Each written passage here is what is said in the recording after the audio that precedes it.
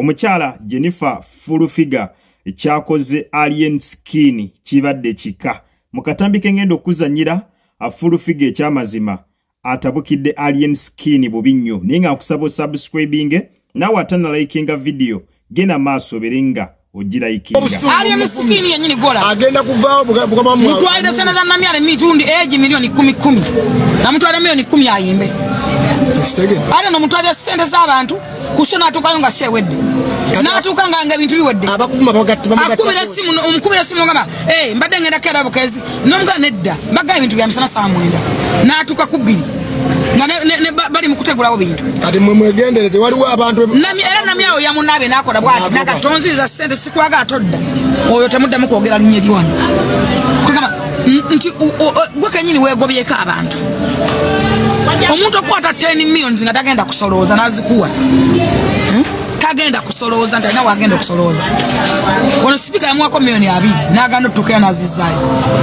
obeze yazizaayo sagisijuku bala munyamwako sente obeze zamuwozi oba mmeka kugamba gwe malako emirembe munupu togenda kuyimbayo bana bakuwadde emirimu oba disappointing sente ozikute totuukiriza tokoze tosalawo tokola bwoti ebimu mutereezeemu kyakufumitsa kyakutereeza mugenda gobani musigazaani na mulekaani mugenda vumani mulekaani bagala kusuula ali nze sivumwa akakote bagala kuyitira mu kuba bantu bamuliko bamusiba nze sivumwa mbabuulira galebwa namunigina bamwe mulimu gukole nzo ndaba nalumirwa alien nga njagaba mukolereko emmotoka emu bamuwesende sajja bamuwesende mbamanyi oba bagaba sende mbamanyi fe tugenda ku fangoni olekawo sente zotamanyi muwendo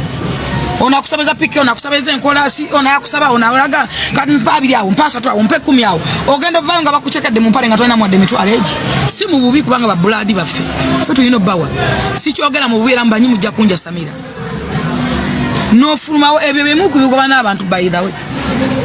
no fulmawo nga tulina de mitwaleji yali batayina mutagendayo bwe mutamanya ensobi zammwe musoka manya mistakes zammwe musoka mutegeretekera kalimba lwa Arafa musoka manya mistakes zammwe namwe temumanyira bantu kutuka kwekyo mujja kutakulira alien skin emisango bazukuse n'abafu mukubya abana mbasaza kanviri mbajjemu amanyi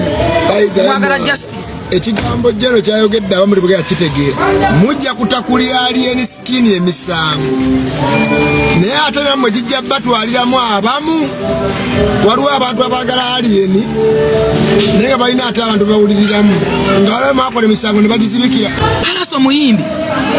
Palaso yavaayo n'abeetondera mwagaana okukiza ne mulemezaamu akabuli nga manyike akagendo bawanika bwe mba mwalaba eyo mutemwandikubye bantu era temwandimanyidde bantu nze wano nalabye mukuttaka video kange lwaki njogera bwento mwakuttaka video kange alien skin wafuna okusomezebwa nasooka kunonya Ajamis Kigundo ne Seka Yasin alien skin zana Malaga Yasin na Miss Kigundo bwe nava nenonya Ajimbuga abantu abagaba era mbuga yangamba namusangana ku site ye ku nyumba ye empya nge wamuwozi nangamba Jennifer tova wano kati muite dalaje wano na twakubira alien najja wetwali kati banda banga muga ojukira gwengo ojukira wali wana mugamba nti genda mugendo yo genda bo wali mugenda mwekanga yagala nange mberewo twogerenga wendi mga amugenda mubulire sende mmekese olokola ke mmotoka emu oba Ford bakolere Ford dewo nga wetuli mu birala nga mukola bwendi bakakutte mbungo mali nga akola bwati mbunga nejja ko musibanya kakati nze kambabuze mu bamazimba demba gazaki nze sawa gira mwana wagira alien skin we bwakeredde leero ng'abaana ba Fangoni Forest basatira anti ekyatuuseewo babadde tebakisuubira Fangoni mother Fulufiga gwe babadde batasuubira essaawa eno okubeera nga yali mu kubajjonkera ekyamazima kyo kibadde kikangabwa kyamaanyi eri Fangoni Forest. Fangoni mother naye alina ensonga ze ezimuluma ate nga kyandiba nga zimulumidde ebbanga yensonga lwaki essaawa eno ali mu kujjonkera alien skin ne Fangoni Forest yonna. Kankwongereyo n'akatambi katono nnyo naye nga nkusaba subscribinga nawe atana likinga video gena maaso ogirayikinge. Sino nya masanyaza sina kyempono moti katobaso olakwabulira Bobby gwe maze naye emyaka n'emyaka nabagamba nze nakulabo ya kamiyoni Sagita nina kolabo ya Bebe Cool Sagita nina collab ya Bobby Wine sijitanga nina Alien Skin yakampita mimi nejinkole collab lero mwaliyo yampita tewaliwo angamba tuambuka bagulu ngabata demo ekigoma nagana nze sida ku music kwa namanya nti music is nothing namanya yobakola sente nze sente netaga nyingi siza music nze nina collab ne Palaso ba collab ziri mmeka wala bakoze nateke wange zefuna musende ba Palaso azifuna wanda bakonga nzita nina collab ne Palaso ba meka nateka mu emillion ze sente owulira kati gobadde awo nonja samira kondira kamazi mulekerawo okuvuma abantu okulaga nti ono mubinnyo waliwo abantu nga talina kyetunoonya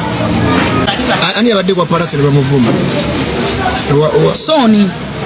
ono muvuka Soni ayagala nnyo Alien Skin agamba bakube esalongo bakube abadde katafali deni bwe mutakomye kukwata abantu bavoola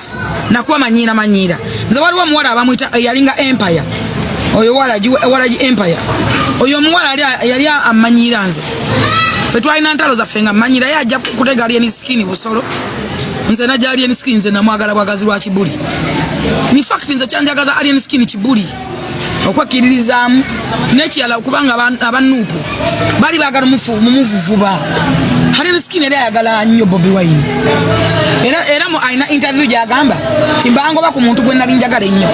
kana mwe mukola ekintu kyekimu buli muntu mumuvuma buli omu mwagala muvuma kyemwakola ensobi zemwakola ensobi Palaso ze yakola ensobi Palaso gye yakola yokuba Alien Skin oluyi bwabanga Palaso yalaba ensobi eyo nga yasuula kalya ya Palaso yonna kati Palaso ayimba banno bati ayimba byasanze omuntu yali omuyimbi Palaso yayimba ngensi yonna ne Palaso muyimbi Palaso si gambola Palaso tagattirira Palaso is a musician awandika oluyimba gye luva gye lutandika ne gye lukoma n'oluwuliza n'olwegoma n'olukola ne repeat wano waliwo abayimbi nga tosobola kuwuliriza luyimba n'olukola repeat osubscribinga gwe atanaba kusubscribinga nawe atanalikinga video genda maaso bwotyo ogimpeere like oyo nno ye mukyala Jennifer full figure kansubire mbigambo bye osobodde okubeera nga mwana tu omwewulirirako we bwakeredde ng'abaana ba Fangoni basatira nga beewuunya ensi beevuma ensi nga bagamba abantu ekyamazima si bangu wadde yadde n'omulundi n'ogumu nga bagamba kimu nti full figure waffe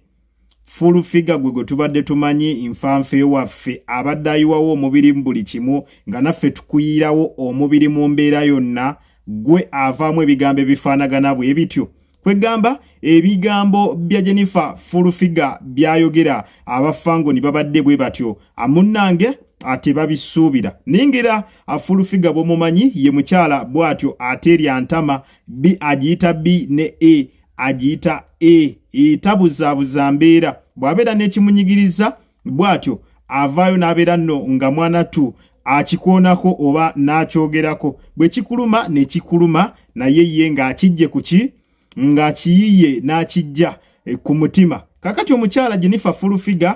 kirabika abadde n'obusungu bungi nnyo ku Alien Skin n'abaana ba Fangoni tetumanyiwa abusungu obwo bwe badde buva naye ng'ekyamazima alabika obusungu bwe abadde bw'atyo abukuumidde ebbanga era kwe kutuuka mukatambya ke muva okulabika nga mwerabirako n'abeera nga mwana tu ayiwa ebyo byonna byonna ebibadde ku mutima abadde ayina bingi byakuumidde ku mutima era mwaka katambya asobodde okubeera nga bw'atyo abiyiwa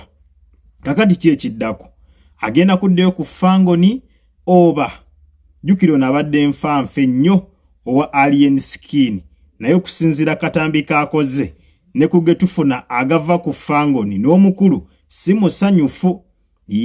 si musanyufu olw'omukyala full figure obutambi obwo bwakoze obw'enjawulo ng'agezaako kubeera nga abwatyo alumba Alien Skin ne Fangoni Forest omukyala baleka balina bye baamukola oba si kinga naye ensobi aziraba wadde ng'ebiseera ebisinga babikkirira ne babeerawo ne babikkirira embeera ne babikkirira emize gya Alien Skin emibi naye ate nabo ensobi babeera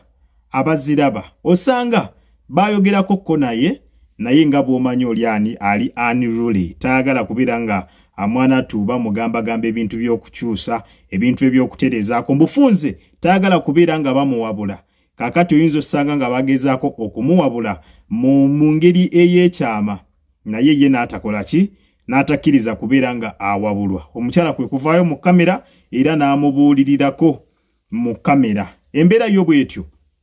bwekyayimiridde tetumanyi ki kigenda kuddako oluvannyuma lwa kano akasambattuko, oluvannyuma lw'okuba nga full figure alinga alekulidde Fangoni. Bwe baba nga ddala si kabadi kwekumira mawulire, ekyamazima kyo tetumanyi ki kigenda kuddirira. Omukyala Jennifer full figure yabadde nnyo akusaidi eya alien skin era ng'ayiwawo omubiri mu mbeera yonna, naye essaawa eno bw'abanga ali mu kujjonkera ate ekyo kibeera kiralamu. Era waliwo n'akatambi akalala nga alien skin olunaku olw'eggulo yabaddeko ku live eza TikTok n'alabula full figure n'amugamba tojjonkera nnyo,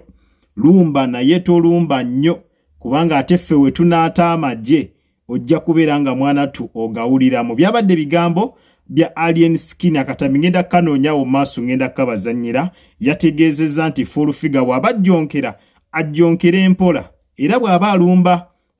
Fangoni Forest agirumba empola kubanga bo we banaasalawo ate okutaama amagye gajjonkere full figure ajja kiwuliramu, ajja na kwetonda nga tasaanidde kwetonda.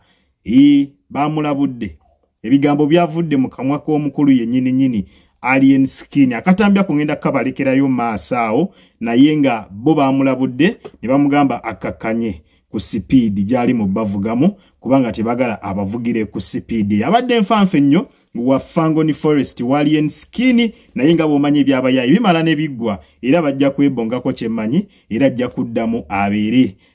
Fangoni mother nga ebirinnya bwe mwalimuwa. Buterefu obadde ku Jika Media. Nkusaba subscribing atanaba, liking a video, tubiringa ekintu tukikwasaganya malidadi sana. Mubere bulungi mwera.